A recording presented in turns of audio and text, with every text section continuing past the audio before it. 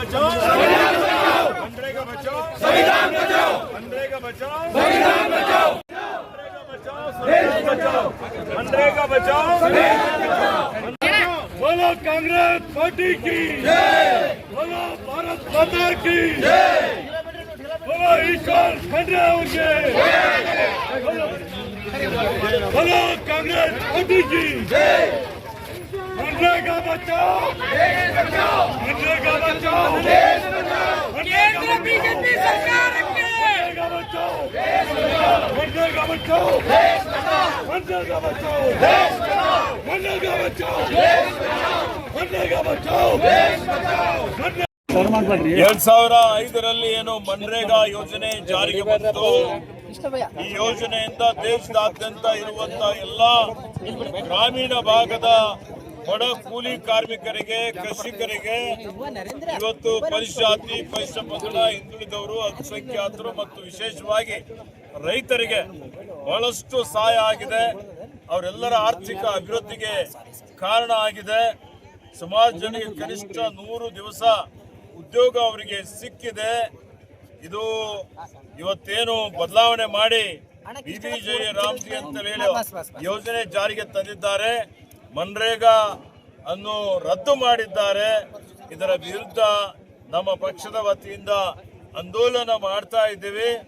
ಅವರೇನು ಇವತ್ತಿನ ದಿವಸ ಗ್ರಾಮೀಣ ಜನರಿಗೆ ಗುಲಾಮರನ್ನಾಗಿ ಮಾಡಬೇಕು ಅನ್ನುವಂಥ ರೀತಿಯಲ್ಲಿ ಇವತ್ತು ಬಿಬಿಜಿ ರಾಮ್ಜಿ ಯೋಜನೆ ಅಡಿಯಲ್ಲಿ ಅವ್ರು ಏನ್ ಮಾಡ್ಬೇಕಂತ ಇದ್ದಾರೆ ಅಂತ ಹೇಳಿದ್ರೆ, ಬರೀ ಉದ್ಯೋಗಪತಿಗಳಿಗೆ, ಬಂಡವಾಳಶಾಹಿಗಳಿಗೆ, ಅವರಿಗೆ ಇವತ್ತು ಕಡಿಮೆ ಕೂಲಿ ಸಿಗುವಂತ ರೀತಿಯಲ್ಲಿ ಅವರ ಜೇಬು ತುಂಬಿಸುವಂತದ್ದು, ಬಡವರ ರಕ್ತ ಇರುವಂತ ಒಂದು ಕೆಲಸ ಯೋಜನೆ ಮಾಡಬೇಕು ಅಂತ ಹೇಳಿ ಹುನ್ನಾರ ಇಟ್ಟುಕೊಂಡಿದ್ದಾರೆ. ಮತ್ತೆ ಇವತ್ತು ಕೇಂದ್ರ ರಾಜ್ಯ ಸರ್ಕಾರದ ಏನೊಂದು ಅವರು ಮೊದಲು 90% ಕೇಂದ್ರ ಸರ್ಕಾರ ಕೊಡ್ತಾ ಇತ್ತು, 10% ರಾಜ್ಯ ಸರ್ಕಾರ ಹಣ ಕೊಡ್ತಾ ಇತ್ತು. ಅದನ್ನು ಬದಲಾವಣೆ ಮಾಡಿ 60% ಕೇಂದ್ರ, 40% ರಾಜ್ಯ ಸರ್ಕಾರ ಮಾಡಿ ರಾಜ್ಯ ಸರ್ಕಾರಕ್ಕೆ ದಿವಾಳಿಗೆ ತಳ್ಳಬೇಕು ಅಂತ ಹೊರಟಿದೆ. ರಾಜ್ಯ ಸರ್ಕಾರವನ್ನು ದುರ್ಬಲ ಮಾಡಬೇಕು ಅಂತ ಹೊರಟಿದೆ.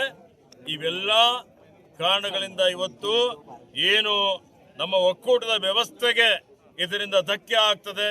ಈ ದೇಶದ ಏಕತೆ, ಅಖಂಡತೆ, ಸಮಗ್ರತೆಗೆ ಧಕ್ಕೆ ಆಗುವಂತ ಒಂದು ಪರಿಸ್ಥಿತಿ ಉದ್ಭವ ಆಗ್ತದೆ. ಅದಕ್ಕೆ ಬಡವರ, ಗ್ರಾಮೀಣ ಭಾಗದ ಜನರ ಬದುಕು, ಅವರು ಸ್ವಾವಲಂಬಿಗಳಾಗಬೇಕು, ಸ್ವಾಭಿಮಾನಿಗಳಾಗಬೇಕು, ಆರ್ಥಿಕವಾಗಿ ಅವರ ಅಭಿವೃದ್ಧಿ ಆಗಬೇಕು ಅಂತ ಹೇಳಿದ್ರೆ ಮನ್ರೇಗಾ ಮತ್ತೆ ಪುನಃ ಪ್ರಾರಂಭ ಮಾಡಬೇಕು.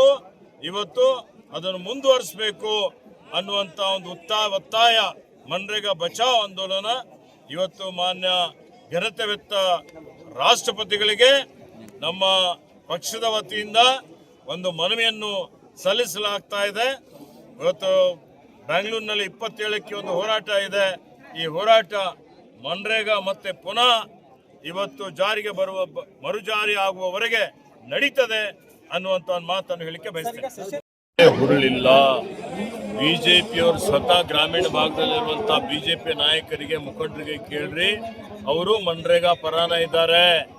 ಅವರು ಅವರ ವರಿಷ್ಠರ ಒಂದು ಹೆದರಿಕೆಯಿಂದ ಈ ರೀತಿ ಹೇಳಿಕೆ ಕೊಡ್ತಾ ಇದ್ದಾರೆ. ಆತ್ಮಸಾಕ್ಷಿಯಾಗಿ ಬಿಜೆಪಿಯವರು, ಅವರ ಕಾರ್ಯಕರ್ತರು ಗ್ರಾಮೀಣ ಭಾಗದಲ್ಲಿ ಇದ್ದಂಥವ್ರು ಹೇಳಿಕೆ ಕೊಡ್ಲಿ. ಅವರು ಸಹಿತ ಮನ್ರೇಗಾ ಮರುಜಾರಿ ಆಗಬೇಕು ಅನ್ನುವಂಥ ಆಲೋಚನೆ ಇಟ್ಕೊಂಡಂಥವ್ರು ಇದ್ದಾರೆ.